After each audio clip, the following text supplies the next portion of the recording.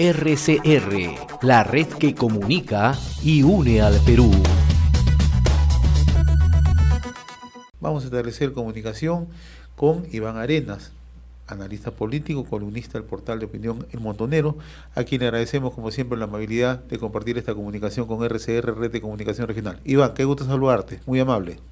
Hola José, ¿cómo estás? Muchas gracias, muy buenos días a ti, muy buenos días a toda la gente que nos está acompañando esta mañana, muchas gracias. En un reciente artículo que publicas, nos indicas que el futuro de la minería se jugaba en Espinar, ¿no? Y además adelantaba que la entrega del bono solidario rompería el pacto social. El último fin de semana llegaron funcionarios del gobierno a Espinar, ¿no? Y uno de los acuerdos lo que se arribó es ya la entrega, ¿no?, de unas tarjetas, ¿no?, para uso múltiple por un monto de 1.000 soles para cada beneficiario. Dicho de otra manera, se van a destinar 44 millones del convenio marco para la reactivación económica de la población. Acto seguido, te pongo este preámbulo, hay un grupo de dirigentes que no están de acuerdo, incluso tampoco con este acuerdo, porque lo que dicen es que ellos quieren el dinero en efectivo, no en tarjeta. Me gustaría conocer tu análisis porque tú conoces muy de cerca y estás siguiendo paso a paso lo que está ocurriendo allá en el corredor, específicamente en el caso de Espinar, por favor. Muy bien, muchas gracias. Mira, sí, en realidad lo que yo escribí fue que el futuro de Espinar como la viabilidad de proyectos y de unidades mineras que en estos momentos están funcionando, de alguna u otra manera el futuro de la minería se debatía, se jugaba en Espinar, ¿no? Como se jugó en Congo y como se jugó en Tía María. Por una razón sencilla, mira, fíjate, en Espinar, como en todas las zonas donde hay ahorita minería, donde hay una minería, donde hay unidades mineras como Chumbivilcas o Cotabambas, Fuerabamba, en Chalhuahuacho, donde en las zonas mineras siempre se establecen convenios marcos de desarrollo, básicamente. Estos convenios marcos se traducen o no en los fondos de desarrollo, en algunos hay, en otros no hay. Pero de alguna u otra manera el convenio marco es la expresión de un pacto entre el Estado, la sociedad, representado por las comunidades locales y además por las empresas mineras. Entonces este es un pacto que de alguna u otra manera se tiene que cumplir, se cumple, ¿no? Pactos con conflictos o no, pero de igual u otra manera el pacto regula las relaciones entre Estado, empresa minera y sociedad. Y eso es lo que se ha alterado. Se ha alterado porque en estos momentos se ha roto ese pacto, no hay un pacto, es decir, cualquier persona puede venir, o cualquier comunidad, o cualquier grupo puede venir y puede, de manera arbitraria y unánime, puede no reconocer ese pacto, y eso es lo que ha sucedido en Espinar. Una parte de esta pata, de este trípode, una parte no ha reconocido, lo que ha hecho es en realidad no reconocer, y arbitrariamente han tomado una decisión que no tenía, que contravenía el marco legal y evidentemente rompía ese pacto. Entonces eso es lo que ha pasado en Espinar, ¿no? Peor aún con el acuerdo del día viernes, donde se destina 44 millones de soles para cada poblador del Fondo de Desarrollo. Si bien es una tarjeta de alimentos a un monto de 1.000 soles, evidentemente algunas personas no están de acuerdo en estos momentos, pero como te decía, esto de alguna otra manera marca un inicio, marca un después, se ha abierto la caja de Pandora, porque no sabemos qué va a suceder en Chumbivilcas, donde hay otro proyecto, hay otra unidad minera, no sabemos qué va a suceder en Arequipa, en Moquegua, y tampoco no vamos a saber qué va a pasar en Las Bambas. Entonces, esto es un tema muy delicado, en verdad, muy, muy delicado. Yo entiendo que se ha querido solucionar por parte del Estado, han querido solucionar este problema, que probablemente se iba a agravar, pero yo creo que ha debido llegar a una solución mucho más, no justa, pero sí una decisión mucho más inteligente, ¿no? Esto es lo que no ha sucedido, y por ahora tenemos que, prácticamente lo que se ha roto es un pacto, y ese pacto corre el riesgo de que se rompa en todas partes, por lo menos en todas partes donde existan, donde sean zonas mineras, ¿no? Ahora, Iván, yo tengo acá en mis manos digamos, el acta que se suscribió el último viernes con la asistencia de varios ministros de Estado, representantes de los gobiernos locales, de algunas de los frentes de defensa o algunas entidades civiles ahí en Espinar, ¿no? Y lo que indica este acuerdo, y lo voy a leer en la primera parte, dice: las partes acuerdan expresamente que de manera extraordinaria y por única vez y por la grave coyuntura que atraviesa la provincia debido al COVID se destinará 44 millones de soles. ¿Tú crees que esto es simplemente, digamos, no se va a respetar, que esto va a tener una serie de acciones muy parecidas en otros proyectos? Exactamente, José, y esto no se va a respetar en ningún sentido. Yo creo que corre riesgo, es altamente posible y se corre riesgo de que en otras unidades mineras, sobre todo en Chumbivilcas o en Fuerabamba, en parte de todo el corredor minero, porque existen varias empresas mineras por ahí, algunas más grandes evidentemente, pero se corre riesgo de que esto no se cumpla, ¿no? Ahora, mucha gente habla sobre la pertinencia del fondo, este es otro asunto, ¿no? La pertinencia del bono solidario. Hay que reconocer una cosa, y eso es más grande que una catedral, y también lo digo en el artículo. Mira, la COVID-19 ha hecho estragos en toda la economía peruana, eso es cierto, ¿no? Pero quien recorre específicamente la zona del corredor minero del sur, el corredor vial del sur, se va a dar cuenta que allí la situación es un poco distinta. ¿Por qué? Porque de alguna u otra manera las unidades mineras, el sector minero es quien ordena, no solamente productiva, económicamente, sino además socialmente la zona, ¿no? Por no decir también políticamente.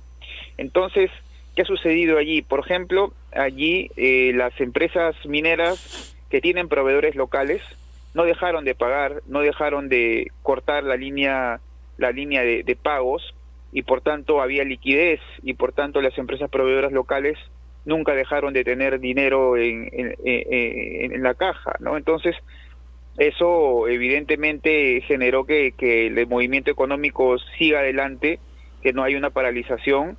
Las empresas lo hacían evidentemente por una razón, porque querían mantener la paz social a pesar de la crisis sanitaria. Y se ha venido cumpliendo y se ha venido haciendo. Evidentemente ha habido algunas fallas, pero casi en su mayoría se ha venido cumpliendo. Entonces no se puede decir, por ejemplo, en Espinar no se puede decir que es una provincia que vive básicamente del sector comercio y del sector servicios. No se puede decir que en Espinar se ha roto la cadena de pagos y que la economía se ha venido a pique. Eso no se puede decir. Ahora, de alguna otra manera también vale decir que Espinar no es una zona muy pobre, que digamos, o sea, Espinar existen alrededor de 15-16% solamente de pobreza. Si bien existe pobreza, y mucho menos que el promedio nacional, vale indicar que en Espinar en los últimos años ha habido una reducción más o menos de alrededor de 50 puntos porcentuales de la pobreza y también de la pobreza extrema. Es decir, estamos hablando de una zona que no es, a comparación de lo que se dice en Lima, no es una zona, digamos, demasiado pobre, o no es una zona que necesite prioritariamente el bono. Es decir, sí reconocemos que el COVID ha hecho estragos, pero no sabemos no se sabe, y me hago atrevimiento, pero no es, yo desde mi punto de vista no te puedo decir que era 100% seguro o 100% probable que se entreguen estos bonos, o sea, porque la economía nunca se vino a pique, porque hay una clase media emergente, porque se han seguido pagando a los proveedores locales, que son muchos, porque es una economía donde la pobreza se ha reducido. Entonces, lo que hubo acá son posiciones políticas de algunos sectores, ¿no? Ahora, Iván, una pregunta.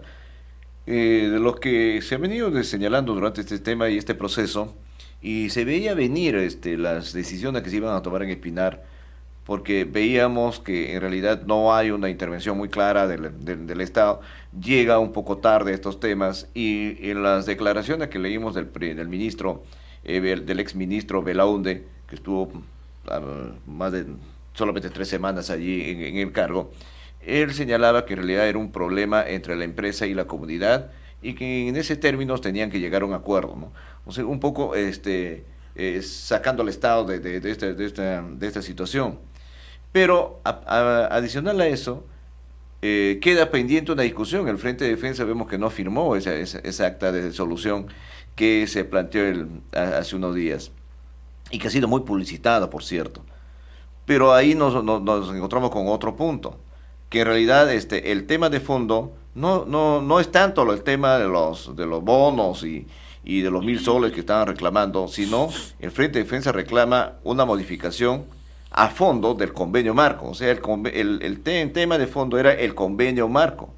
Y nos tememos mucho que eso sea un precedente para que de ahí se irradie a otros proyectos, como bien mencionas, a otros proyectos de inversión, en este caso de minería, o también de otros rubros de la actividad económica, en donde los marcos, los convenios que se firman y que se han mantenido sólidos, pese a las discusiones y a los intentos, por ejemplo, como lo que está sucediendo en el tema en las Bambas, de llevar este tema a una discusión y hacer modificaciones sustanciales que en la práctica lo que estarían creando son mecanismos de inviabilidad de proyectos. ¿Lo ves así o Sí, de pronto hay otra lectura? Completamente, porque si bien hay una agenda que es una agenda absolutamente política, una agenda de, por ejemplo, el alcalde Lolo Arenas estaba entre la espada y la pared, así es que él tenía que seguir adelante. Lo que él ha tenido específicamente es una agenda política, básicamente de este tema, pero también hay una agenda ideológica que concuerda con lo que tú dices. Es una agenda ideológica que lo que quiere mira, lo que quiere es liquidar hace mucho tiempo las inversiones mineras en el corredor minero del sur. Entonces, en esa empresa están muchísimas ONGs, tanto de Lima como de la zona. Por ejemplo, Derechos Humanos Sin Fronteras es una ONG que recurrentemente asusa las protestas y ha estado asusando estas protestas a pesar de que no existía un marco legal, o de que el marco legal o contradecía el marco legal, ¿no? La demanda del bono solidario. Lo que se quiere aquí entonces es romper todo tipo de pacto. Se ha roto el pacto y se ha abierto una caja de Pandora, y desafortunadamente no sabemos qué va a suceder mañana más tarde, porque fíjate muy bien lo que tú dices, ¿no? O sea, el tema es irse ya contra los convenios marcos, modificatoria de todos los convenios marcos. Adicionalmente, tú tienes una plataforma de afectados de los minerales pesados que, vale recordar, el exministro Zamora les dio carta de ciudadanía y los ha puesto en un grupo, los ha reconocido oficialmente por el MINSA, y incluso está Abel Guibolño, creo que es un conocido líder izquierdista, tuitero, pero él también está dentro de esta plataforma. Está también Derechos Humanos Sin Fronteras. Entonces, si tú dices muy bien, el tema del convenio marco puede ser un punto específico, un punto particular, pero si tú ves el tema de una manera más amplia, te das cuenta que allí lo que existe es una estrategia para, de alguna u otra manera, liquidar las inversiones mineras, ¿no? Están yendo de muy poco, han conseguido este éxito que no lo habían conseguido hace mucho tiempo, a pesar de que lo han querido hacer, pero han conseguido este éxito y han conseguido la plataforma desde la Comisión de Asuntos Andinos Amazónicos, que lo dirige Lenin Bazán, de Frente Amplio. También están impulsando modificatorias en leyes importantes, en marcos normativos importantes como la consulta previa, por ejemplo, y hay otras leyes más en las que quieren, por ejemplo, el tema de Escazú también, donde se está priorizando el tema de la participación ciudadana, sí, pero participación ciudadana dominada por estos grupos y estas ONGs. Entonces, lo que existe, si no nos hemos dado cuenta, lo que existe es una gran estrategia para liquidar todas las inversiones mineras en el Perú. Eso es importante decirlo. Ahora, que algunos medios de comunicación de Lima no lo digan, o no lo quieran decir, o no vean esta situación, es preocupante, porque incluso si he llegado a justificar el bono solidario. Como te digo, nadie puede en estos momentos estar en contra de un bono que se le pueda dar, o sea, pero eso no puede significar que se rompa el marco legal, porque eso responde a una estrategia mayor, una estrategia de liquidación de las inversiones mineras, y créeme que eso tarde o temprano va a poder suceder, de mantener la estrategia del Estado de la forma como está haciendo, ¿no? Ahora, otro tema ahí, Iván, es también que en realidad vemos que esta agenda tempranamente se pone nuevamente en debate y sobre la mesa de discusión, y nos lleva a ese tipo de conclusiones, ¿no? porque en este momento lo que menos quiere tener el Estado o el gobierno son conflictos sociales que estén allí en un momento delicado cuando se producen estos temas de la denegatoria de los votos de confianza para el gabinete. Viene otro gabinete que necesita esto. No sería un buen escenario tener un conflicto ahí, y han ido y lo cerraron como puedan. Y después eso se presenta, ¿no?, como si fuese un modelo de solución, porque eso es lo que estamos leyendo en redes de comunicación y hasta medios de comunicación que normalmente tenían una posición y que señalan que tienen una posición por inversión. Sin embargo, acogen esto, ¿no?, sin el análisis de fondo. Ese es un tema. El otro tema es que la agarra el Estado, ¿no?, casi maniatado. Porque si vemos el Estado, y hemos escuchado, por ejemplo, de los diferentes funcionarios del gobierno, señalar que el trabajo a distancia se va a mantener, ¿no?, por lo menos de aquí hasta el año 2021. Eso quiere decir, por ejemplo, cuánto porcentaje del Estado en este momento está trabajando, ¿no? Y entre ellos, y con ello nos lleva a que el trabajo de campo prácticamente ha sido desactivado. Entonces no hay, el Estado no está en las áreas respectivas que tienen que ver con conflictos, en las áreas respectivas haciendo el seguimiento puntual. Entonces allí se concentran estos sondajes, como el caso de Pinar, movilizan a la población, generan este tipo de cosas, y el Estado tiene muy serias dificultades para intervenir allí. Entonces tienen ventajas, ¿no? Entonces, y además sobre eso, ellos ponen y se adelantan a poner un tema muy delicado para ellos y con una proyección, ¿no?, de lo que tú dices que difícilmente se les era muy esquivo conseguir, pero ellos están logrando poner en la agenda electoral. Este tema tiene que, en este momento estamos en un proceso electoral y en este momento se están eligiendo candidatos en la lista de Congreso, que tienen que estar en los próximos meses presentados ante el Jurado Nacional de Elecciones. Se están eligiendo candidatos a la presidencia de la República, se están eligiendo planchas presidenciales. Es decir, estamos en un proceso. Y esta gente entonces se está poniendo allí. Y de hecho, como es un tema muy sensible, y estamos a puertas de un populismo exacerbado que se ha impulsado desde el Congreso, yo creo que entonces este tema es fácilmente asimilable por candidatos que ven en la posibilidad de congraciarse con un sector de la población para obtener votos. Esa es la lectura que tenemos de este escenario. Sí. No sé, ¿cuál es tu opinión? Sí. Y mira, yo comparto con bastante tema de lo que tú dices, bastantes puntos de lo que tú dices. El tema operativo, evidentemente, el Estado ha reculado, ha retrocedido porque el Estado no puede intervenir en estos momentos. El tema, básicamente, el tema operativo de la Oficina de Diálogo de la Presidencia del Consejo de Ministros. Acuérdate tú que ha habido cambios inclusive en la presidencia, en la Oficina de Diálogos, ha habido un cambio, entonces ha habido un cambio de timón y la persona que ha ingresado le costará todavía buen tiempo poder quedarse allí. Entiendo yo que va a haber más cambios todavía. Eso por un lado. El otro lado es que si bien es decir, al momento de hacer el análisis político de lo que sucede con las inversiones mineras, hay que ver el tema político y el tema ideológico que juegan un asunto fundamental.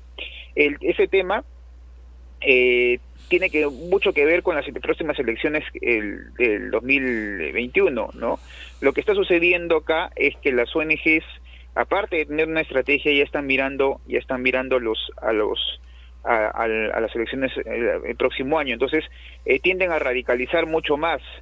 ¿Por qué tienden a radicalizar mucho más? Porque lo que quieren es generar votos, convertirse en más anti-establishment, ¿no? Entonces, por eso lo que hacen ellos es generar mucho más caos, es azuzar mucho más la violencia, la protesta, para sacar mucha más agua para su molino. Entonces, tienen una estrategia al 2021, eso es claro, coincido en lo que tú dices, y lo que están haciendo es ganando peso para el momento de negociar las posiciones congresales, vayan a ganar ellos, ¿no? Entonces vamos a ver en las próximas semanas quiénes son los nuevos líderes de la izquierda, por ejemplo, y quiénes y muchos de estos líderes han estado usando las protestas en esta parte del corredor minero, ¿no? Ahora, como te digo, es altamente probable que las protestas sucedan en otras partes del país, es altamente probable, ¿no? ¿Por qué? Porque no solamente el tema de lo que ha sucedido en Espinar, sino además de eso, las empresas mineras en estos momentos se sienten de alguna u otra manera maniatadas también porque el Estado ha sido incapaz de poder darles a ellas ciertas coberturas que sean importantes, porque son una pieza importante en la economía nacional. Por ejemplo, a las empresas mineras están que las poblaciones en Arequipa están que les acusan de ser de haber llevado el COVID-19 cuando en las empresas mineras han aparecido después de 2 meses, ¿no? Entonces, pero se va formando una mala percepción, el Estado está ausente, el Estado no quiere meterse en un problema y lo deja finalmente para que las empresas mineras resuelvan, con la sociedad y con los gobiernos regionales que son a veces renuentes, y con los alcaldes y las autoridades locales que también son renuentes. Entonces se está formando de verdad un cóctel muy difícil de acá a los próximos meses, y es probable que el tema minero vuelva con fuerza, y probablemente el tema minero sea un tema en la agenda electoral, ¿no? Muy bien, Iván, yo te agradezco la amabilidad de haber compartido esta comunicación con RCR, Red de Comunicación Regional. Vamos a estar siguiendo muy de cerca este tema. Como siempre, un fuerte abrazo, Iván. Gracias. Muchas gracias. Un abrazo a ustedes. Gracias. Gracias. RCR, la red que comunica y une al Perú.